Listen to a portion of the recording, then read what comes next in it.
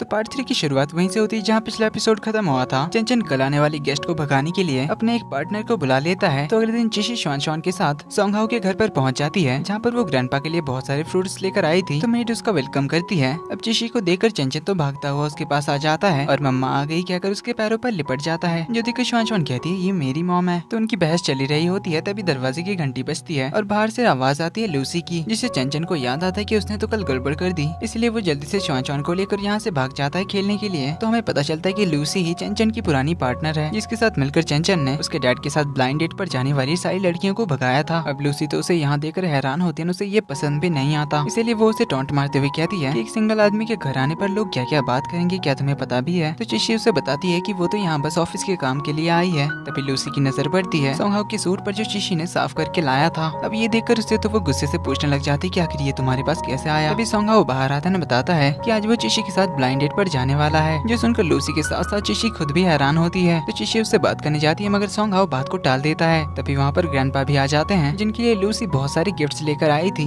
मगर ग्रैंडपा तो चिशी के फ्रूट्स लेकर चले जाते हैं, जिससे लूसी को फिर से चिशी पर गुस्सा आता है। वहीं चिशी इससे खुश होती है। वहीं चुपकर चंचन इन सब पे नजर रखे हुए था, जो ये देखकर काफी खुश होता है। देन वो श्वान के पास आकर कहता है कि अब से तुम मेरी बहन हो। तो श्वान पूछती कि मैं तुम्हारी बहन क्यों होंगी भला। इस पर चंचन कहता है कि क्या तुम्हें पता है कि भाई अपने सारे खिलौने अपनी बहनों को दे देते हैं, तो मैं भी तुम्हें मेरे सारे खिलौने दे दूंगा। इसलिए श्वान से भाई बुलाने लग जाती है। जो सुन चंचन तो काफी खुश होता है। इधर सोंगहाओ किचन में खाना बना रहा होता है। तो लूसी आकर उससे पूछती कि क्या मैं तुम्हारी कोई मदद कर सकती हूँ। इस पर वो तो उसे साफ मना कर देता है। फिर चिशी को आवाज लगाकर बुलाता है और उसे एप्रन बांधने में हेल्प करने के लिए कहता है। अब चिशी भी उसे अभी नाराज नहीं करना चाहती थी, इसीलिए वो उसे एप्रन पहनाने आ जाती है। जिसके बाद सोंगहाओ सबके लिए मस्त खाना बनाता है। देन सब लोग खाने के लिए बैठ जाते हैं, जहाँ पर सबके माइंड में कुछ न कुछ चल रहा होता है। जैसे लूसी सोच रही होती कि आखिर इन दोनों का क्या चल रहा है। वहीं सोंगहाओ सोचता है कि वो सक्सेस से बस एक कदम दूर है। अब इससे उसका क्या मतलब था वो हमें थोड़ी देर में पता चल जाएगा। वहीं चिशी सोच रही होती है कि आज तो वो किसी भी तरह से उस प्रोजेक्ट को डन करा कर रहेगी। वहीं ग्रैंडपा सोच रहे थे कि शायद आज इनकी बात बनी जाएगी। चंचन सोच रहा था कि ये डेविल आंटी जाती क्यों नहीं। वहीं श्वान तो यहाँ के टेस्टी खाने के बारे में सोच रही थी। तो सोंगहाओ श्वान को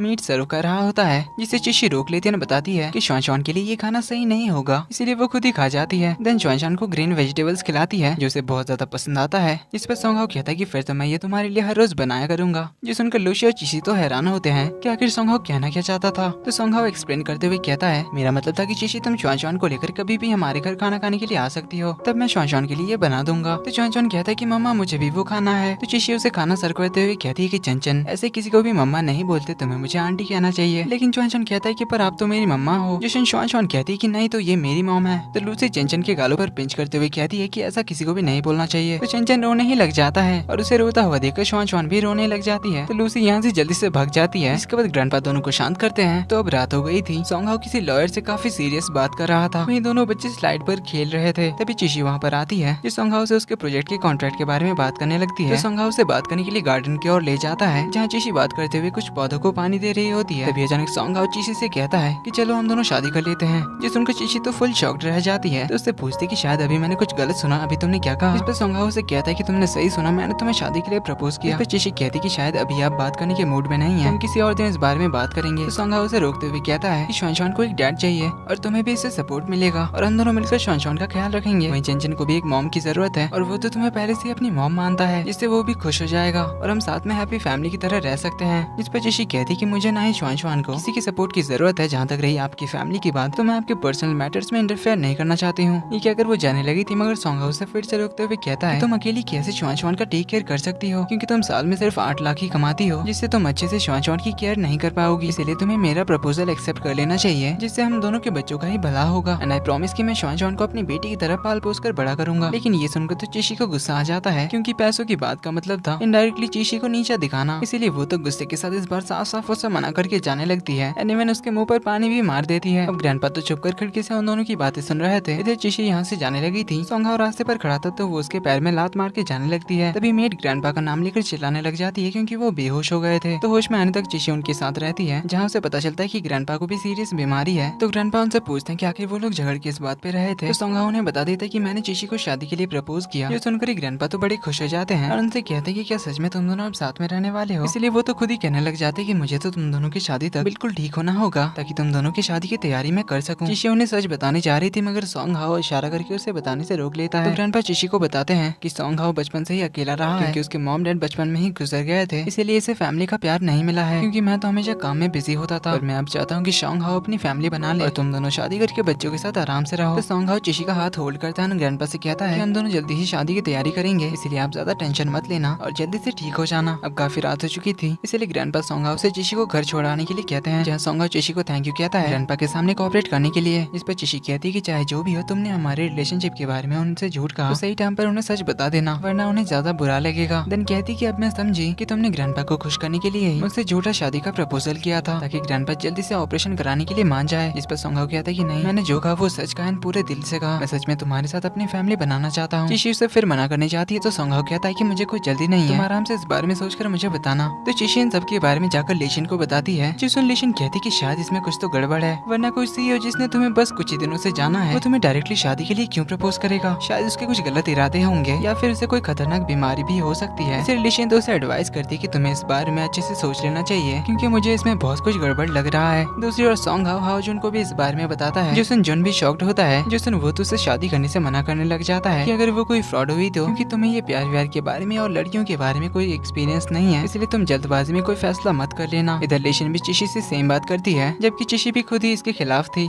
इधर सॉन्ग हाउ जुन से कहता है कि वो सच में उस लड़की से शादी करना चाहता है। इस पर जुन उसे आइडियाज देने लग जाता है लड़कियों को इम्प्रेस करने का, जिसमें पहला आइडिया तो उसकी हेल्प करने का देता है, जिसमें सॉन्ग हाउ तुरंत ही चिशी को मैसेज करके बताता है कि उसने उसके प्रोजेक्ट को एक्सेप्ट कर लिया है। तो उसके प्लानिंग के बारे में डिस्कस करने के लिए वो उसे कल ऑफिस आकर मिलने के लिए कहता है, जो देखकर चिशी तो बहुत ज्यादा खुश हो जाती है। इसके बाद लेशिन किसी से मिलने के लिए एक पब में चली जाती है। वहीं तो जुन सॉन्ग हाउ को आइडिया देता है चिशी को कुछ गिफ्ट देने का। इधर पब में बैठी हुई होती है, लेकिन जो उसे मिलने आने वाला था वो तो आता ही नहीं, इसलिए वो घर की ओर वापस जा रही थी कि तभी उसे रास्ते में जुन मिलता है, जिससे कुछ लोग पैसे ऐंठने की कोशिश कर रहे थे। उनकी बहन को धोखा देने का इल्जाम लगाकर लेशिन उसकी हेल्प करने के लिए गुंडों के बीच चली जाती है और जुन को वहाँ से खींचकर बाहर ले आती है और उन गुंडों से पीछा भी छुड़ाती है। तो जुन उसे थैंक यू कहता है और उसकी जान बचाने के लिए उसे ट्रीट देने के लिए ले जाता है। इधर किंडरगार्टन में क्लास खत्म होने के बाद चंचन अकेला बैठा हुआ था, तो श्वान से बात करने आती है। तो चंचन बताता है कि उसे अपनी मम्मा की बहुत याद आ रही है, क्योंकि मेरी मॉम नहीं है। तो श्वान बताती है कि मेरे भी तो डैड नहीं है। इस पर चंचन कहता है कि फिर मैं तुम्हें अपने पापा को दे दूंगा, जिसमें श्वान तो बहुत खुश हो जाती है। तो चंचन कहता है कि फिर इसके बदले तुम अपनी मम्मी को मुझे दे देना, जिसमें श्वान तो रोने ही लग जाती है। इसके बाद से तो उसका रोना बंद ही नहीं होता। तो टीचर उनके पेरेंट्स को बुलाती है, हाँ वो लोग टीचर से कहते हैं कि वो लोग अपने बच्चों को समझा देंगे। तो चंचन रोते हुए कहता है कि श्वान तुमने मुझे प्रॉमिस किया था कि मैं तुम्हें अपने पापा दे दूंगा तो तुम मुझे अपनी मम्मी दोगी, तो अब तुम प्रॉमिस नहीं तोड़ सकती। ये कहकर वो जोर जोर से रोने लग जाता है। श्वान कहती है कि मैं अपनी मम्मा को किसी को भी नहीं दूंगी। जिसमें चंचन तो और जोर जोर से रोने लग जाता है। तो सॉन्ग हाउ उसे डांट कर चुप कराने लग जाता है। जिसमें चंचन तो और ज्यादा रोते हुए कहने लग जाता है कि डैड मुझे आप नहीं चाहिए, मुझे मेरी मम्मा चाहिए। सॉन्ग हाउ उसे डांट कर चुप कराने की कोशिश करता है, मगर चंचन तो और जोर जोर से रोने लग जाता है। जो देखकर चिशी श्वान के कान में कुछ कहती है, फिर चंचन से कहती है कि मम्मा तुम्हें हक करना चाहती है। तो चंचन जाकर चिशी के गले लग जाता है, जिससे वो शांत हो जाता है। तो चिशी उससे कहती है कि तुम अब से मुझे मम्मा कह सकते हो, जब भी तुम्हें अपनी मम्मा की याद आए तो तुम मुझे मम्मा बुला सकते हो। जो सुनकर चंचन तो बहुत ज्यादा खुश हो जाता है। तो चिशी से कहती है कि तुम्हें अपने डैड से रूडली बात नहीं करना चाहिए था, इसीलिए उनसे माफी मांगो, क्योंकि उन्हें तुम्हारी बातों से बुरा लगा होगा ना। तो चंचन जाकर डैड से कहता है कि डैड प्लीज आप मुझसे नाराज मत होना, मुझे मम्मा की बहुत याद आ रही थी, इसीलिए मुझसे गलती हो गई, प्लीज मुझे माफ कर देना, सैड मत होना। तो सॉन्ग हाउ उसे गले लगा लेता है, तो चिशी को थैंक यू कहता है। इधर लेशिन जब अगली सुबह उठती है तो उसे कल रात का याद आता है कि उसने जुन के साथ मिलकर बहुत ज्यादा ड्रिंक कर लिया था, फिर तो उसने बहुत ही ज्यादा हंगामा कर दिया था, इसीलिए वो काफी एम्बैरेसिंग फील करती है। वहीं द सॉन्ग हाउ को उसका फ्रेंड कॉल करके बताता है कि तुम्हारा डाउट सच निकला, श्वान सॉन्ग फैमिली की ही बच्ची है। तो एक फ्लैशबैक से हमें पता चलता है कि चिशी के पास उस ब्रोच को देखकर ही